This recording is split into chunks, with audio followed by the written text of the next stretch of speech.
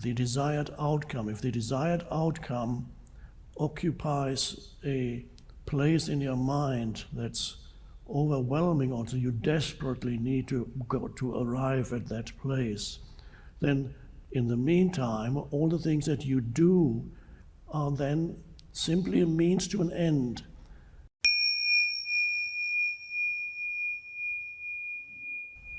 Perhaps we can start with a few, before we go on to questions, a few additional remarks about the important subject of being and doing. That's what we started with in the last session. And finding a balance. And before finding a balance, being able to enter, to access the being dimension.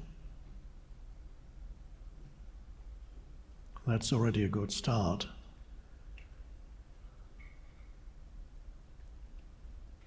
And then at first,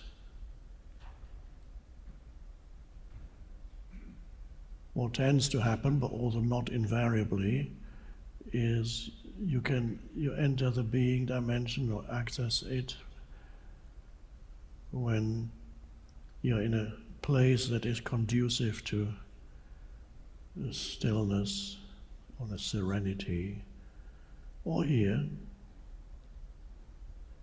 a protected space, or perhaps at home in your room, or here in your room, out in nature. And at first, the being dimension is associated with cessation of doing. That's how you first realize it. It's when you're not doing anything and you can just be, consciously be.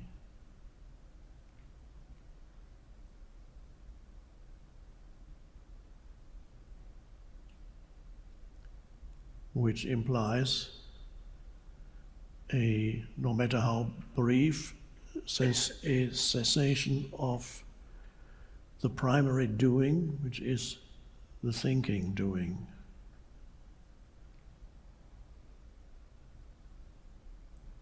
Without no matter a brief cessation in the stream of thinking, it's hard to find the being dimension. But later on, as you become consciously rooted in the being dimension, thinking and being can come together. They are not irreconcilable, and in fact that is one of your tasks, is to, when you do think,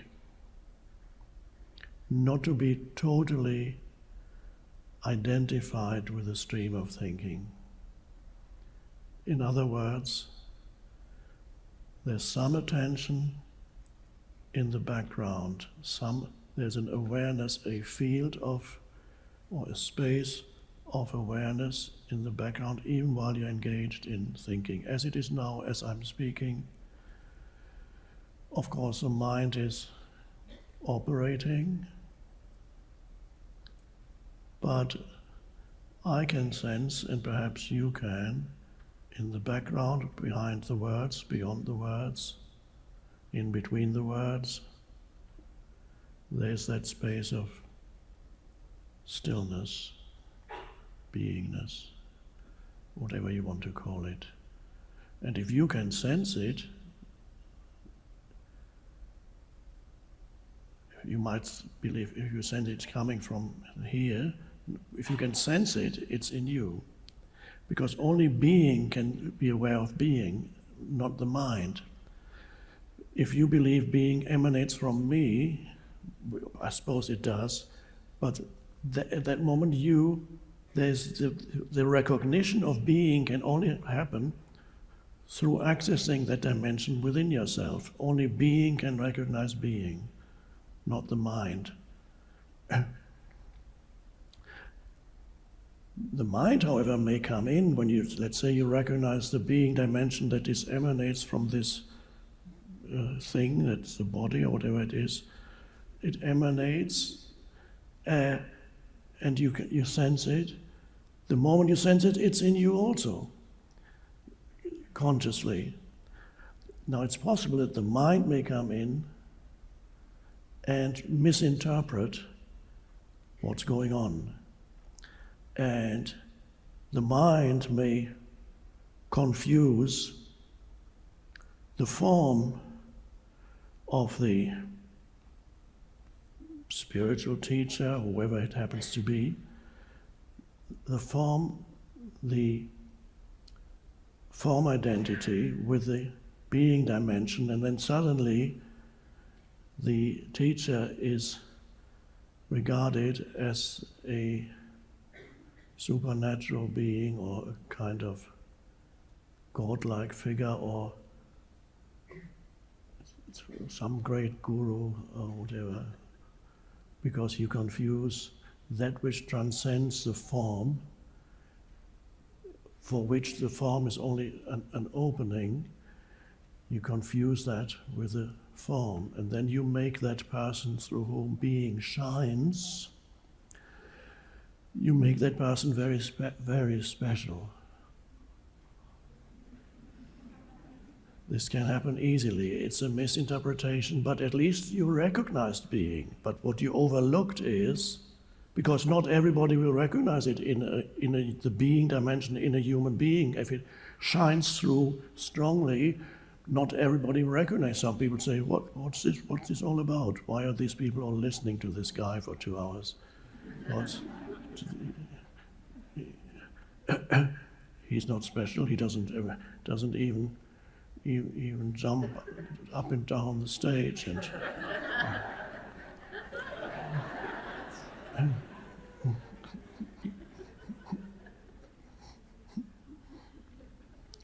he's just boring, isn't he? He's boring.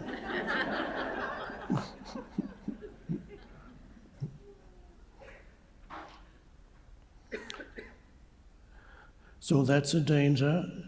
That is also a danger as far as the spiritual teacher is concerned, because there may be remnants of ego left in him or her, and if the teacher is bombarded with continuous projections of specialness,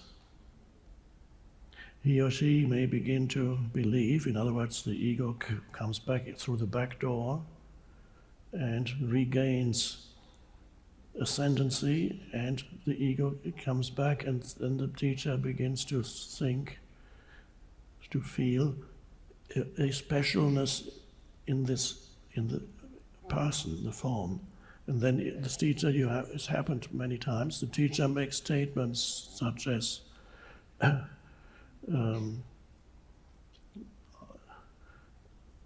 I'm certainly the greatest teacher alive on the planet at the present moment. Or it may go so far as to say, I'm the greatest that has ever lived, all the others were precursors of I have arrived.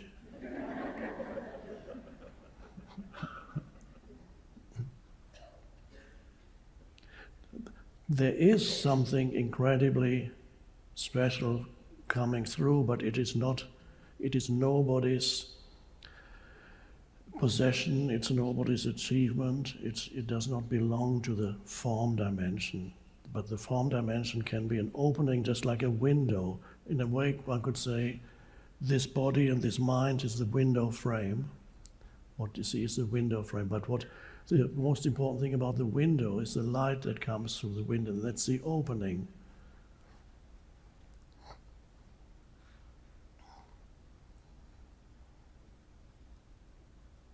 And this may also happen to you when you, as presence arises, you will if it's not happened already, for many of you probably has happened already, you come into contact with people who are helped by your presence.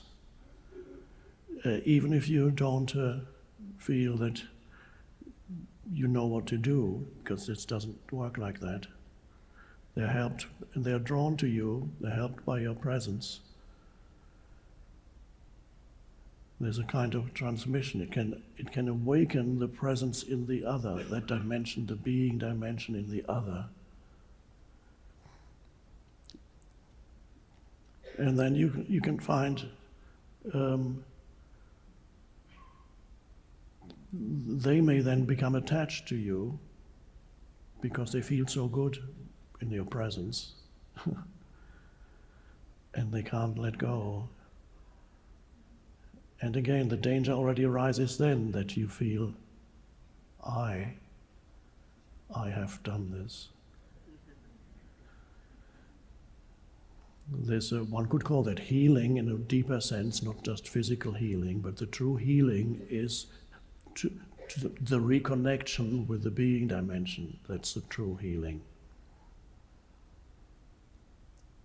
And there's a phrase in this book called The Course in Miracles, which is, the healer does not heal, he lets healing be. He does not heal, he lets healing be. So when you are with people who are seeking help, then you don't need to go into your mind and say, how can I help this person? And just to go, the person is talking to you and you're already thinking, perhaps I could say that, I can say that. It doesn't work like that. You're just present.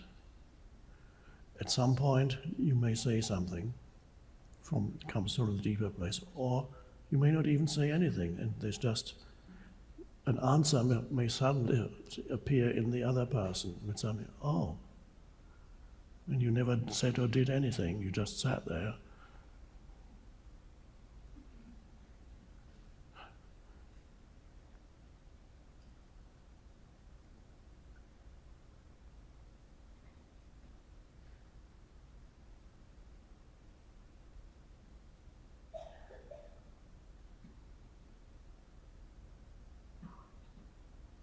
So at first, the being dimension, you find it as separate from external activity or thinking. And then that's a good beginning. And then gradually you learn that it is not irreconcilable with external activities. It's like presence through movement is a good practice, because it shows you do not need to sit still to find stillness, which is another word for it, which people believe initially. Stillness also has kind of two meanings in English. There's, on the one hand, stillness means the absence of noise, but there's another meaning of stillness is the absence of movement. When you say, sit still, it's the absence of movement. He stood still, he sat. So it's stillness points in English to the absence of either noise or movement. So when we talk about stillness, you might think you can't move in order to consciously sense the being dimension. You mustn't move. And then you learn you can actually move, and in fact it can be helpful. You begin with that.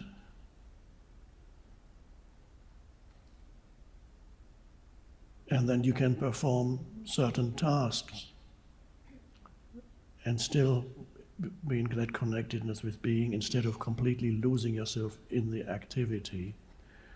You can have goals to pursue, which is in the realm of doing.